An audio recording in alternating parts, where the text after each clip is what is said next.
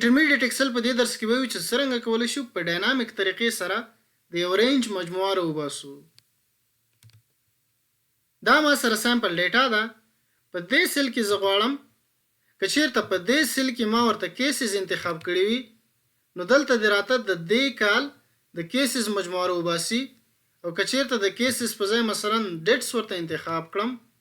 نو بیا دې راته په دې سیل کې د دې کال د ډیټس مجموعه راکوي، او که چیرته په دې سیل کې ورته ټیسټس انتخاب کړم بیا دې راته په دې سیل کې د دې کال د ټیسټس مجموعه راکوي. نو دلته ما سره صرف یو کرایټیریا ده، په دې سیل کې ورته وایم چې مساوي د SUMIF فنکشن راخلم، پر رینج کې ورته دا مکمل رینج انتخابوم، F4 بټن پس کې کاږم چې لاک شي کاما، په کرایټیریا کې ورته دا سیل انتخابوم، بیا F4 بټن پس کې کاږم چې لاک شي کاما، او په سم رینج کې ورته مثلا دا کالم انتخابوم، F4 بټن پس کې کاږم چې لاک شي قوس بند انټر. ګورئ د دې کال د کیسز مجموعه راته راکړه، خو دلته ګورئ ما ورته ټیسټ انتخاب کړي دي. زه وایم که چیرته زه دلته ټیسټ انتخاب کړم نو په دې سیل کې راته ټیسټ مجموعه کوي، که چیرته ورته ډیټس انتخاب کړم بیا دې راته ډیټس مجموعه کوي، او که چیرته مې کیسز انتخاب کړي وي بیا دې راته کیسز مجموعه کوي. په دې سیل کې ګورئ ما دا درې واړه په ډیټا ولیډیشن باندې راخیستي دي. په ډیټا ولیډیشن کې که څه مشکل لرئ د ایکسل بیسکس 8 او 9 درس خامخا وګورئ. نو په دې سیل کې یو ډبل کلیک کوم، زه غواړم چې دا سم رینج د ډاینامیک وي، نو د سم رینج په ځای ورته د انډیکس فنکشن لګوم، په ارې کې ورته دا مکمل رینج انتخابوم، یو ځل F4 بټن پس کې کاږم چې لاک شي کوما ورکوم، د رو نمبر پر ځای زه غواړم چې دا مکملې روز دې پکې شامل وي نو کوما ورکوم، او دا ارګومنټ سکیپ کوم. په کالم نمبر کې ورته وایم چې میچ، په لوکاپ ویلیو کې ورته دا ویلیو راخلم، ګوره دا ویلیو مې انتخاب کړه، یو ځل F4 بټن پس کې کاږم چې لاک شي کوما ورکوم، په لوکاپ ارې کې ورته دا درې سیلز انتخابوم، F4 بټن پس کې کاږم چې لاک شي بیا کوما ورکوم، په میچ ټایپ کې ورته د ایگزیکټ میچ لپاره 0 اخلم قوس بند، او د انډیکس لپاره هم یو قوس بندوم انټر. ګورئ اوس یې راته د دې کال د ټیسټس مجموعه راکړه، که زه د ټیسټ په ځای ورته مثلا کیسز انتخاب کړم ګورئ دلته راته د دې کال د کیسز مجموعه راکوي، که زه ورته په ایئر کې مثلا 2020 انتخاب کړم اوس راته په دې سیل کې د دې کال د کیسز مجموعه ښیي، که زه ورته د کیسز په ځای مثلا ډیټس انتخاب کړم ګورئ اوس راته په دې سیل کې د دې کال د ډیټس مجموعه ښیي. په دوهم مثال کې غواړم چې د دې دوو کرایټیریاز په بنا باندې همدغه ریزلټس دلته راوباسم. نو دلته ما سره دوه کرایټیریاز دي، نو په دې سیل کې ورته وایم چې مساوي د SUMIFS فنکشن ورته راخلم. په SUMIFS فنکشن کې ګورئ د سم رینج ارګومنټ په شروع کې غواړي، نو په سم رینج کې لومړی ورته دا کالم انتخابوم، F4 بټن پس کې کاږم چې لاک شي کاما، په کرایټیریا رینج 1 کې ورته د ایئر کالم مکمل انتخابوم، F4 بټن پس کې کاږم چې لاک شي کاما ورکوم، په کرایټیریا 1 کې ورته دا سیل انتخابوم F4 بیا کاما ورکوم، په کرایټیریا رینج 2 کې ورته د کوارټر مکمل کالم انتخابوم، F4 بټن پس کې کاږم چې لاک شي کاما ورکوم،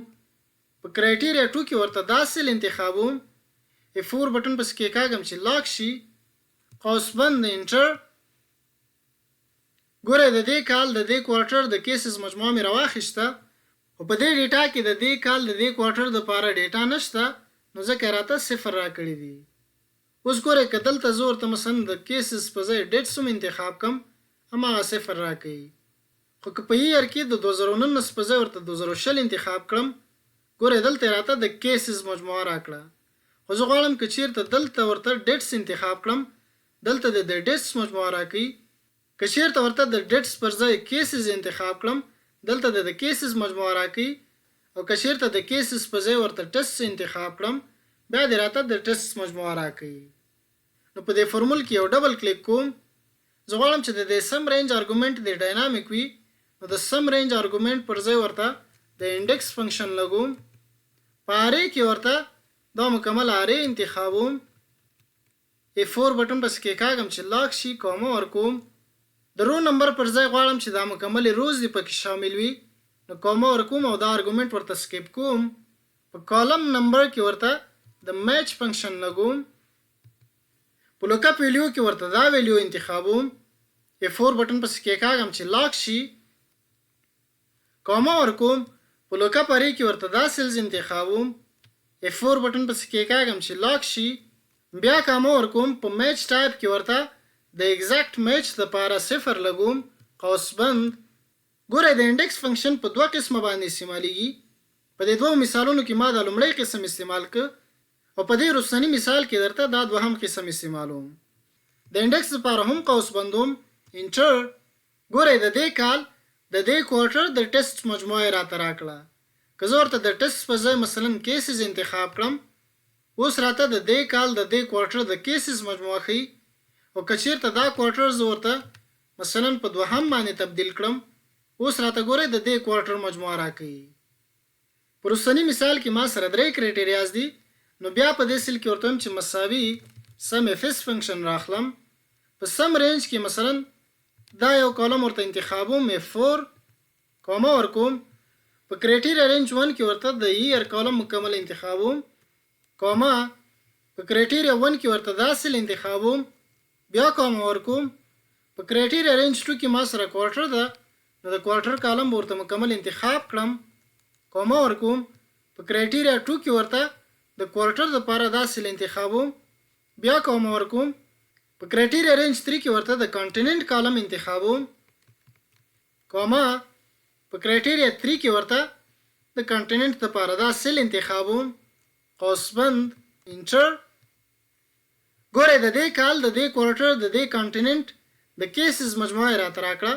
ځکه په دې فورمول کې ما ورته د کیسز کالم انتخاب کړو خو دلته راته 0 راکړی دي ځکه د دې کرایټیریا لپاره په دې ټیبل کې کومه ډیټا نشته که زه دا کال ورته په 2020 باندې تبدیل کړم ګوره د دې کال د دې کوارټر د دې کانټیننټ د کیسز مجموعه راته راکړه خو زه غواړم که چیرته په دې سیل کې زه ورته ډیټس انتخابوم دلته د ډیټس مجموعه راکوي که چیرته ورته ټیسټس انتخاب کړم بیا د ټیسټ مجموعه راکوي او که چیرته ورته کیسز انتخاب کړم بیا د راته د کیسز مجموعه راکوي نو په دې سیل کې یو ډبل کلیک کوم د سم رینج ارګومنت پر ځای ورته د انډیکس فنکشن لګوم انډیکس په لومړي قسم باندې مو په دې دوه مثالونو کې کار وکړ دا دوهم قسم هغه وخت استعمالیږي کله چې دا رینجز د یو بل سره توپیر لري او په دوهم قسم کې د ریفرنس ارګومنت باید په جدا قوسونو کې بند وي قوس شروع لومړی ورته د کیسز کالم مکمل انتخابوم کومه ورکوم د ډیټس کالم ورته مکمل انتخابوم بیا کومه ورکوم د ټیسټ کالم ورته مکمل انتخابوم قوس بند ګوره دا درې واړه رینجز ما ورته په جدا قوسونو کې راواخیسته اوس ورته کومه ورکوم پر رو نمبر کې زه غواړم چې دا مکمل روز دی پکې شامل وي نو کومه ورکوم او دا ارګومنت سکیپ کوم په کالم نمبر کې هم غواړم چې دا مکمل کالمز دی پکې شامل وي نو یو کومه ورکوم او دا ارګومنت هم سکیپ کوم په ایریا نمبر کې ورته دا ځل میش فنکشن لګوم په لوک اپ ویلیو کې ورته دا سیل انتخابوم ګوره دا سیل مې ورته انتخاب ک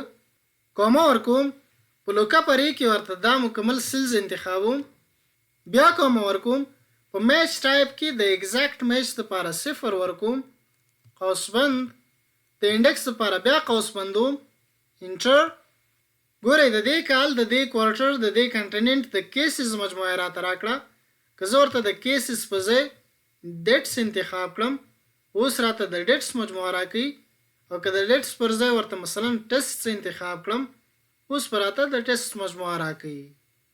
او که په کانټیننټ کې ورته د افریقا په ځای مثلا ایشیا انتخاب کړم د ایشیا مجموعه راته ښیي په کوارټر کې که ورته د کوارټر 3 پر ځای مثلا 2 انتخاب کړم اوس راته د دې کال د دې کوارټر د دې کانټیننټ د ټیسټ مجموعه راکوي دا درس تر همدې ځایه و که ویډیو م خوښه شوي ویډیو د سره لایک کړئ ملګرو سره یې شریک کړئ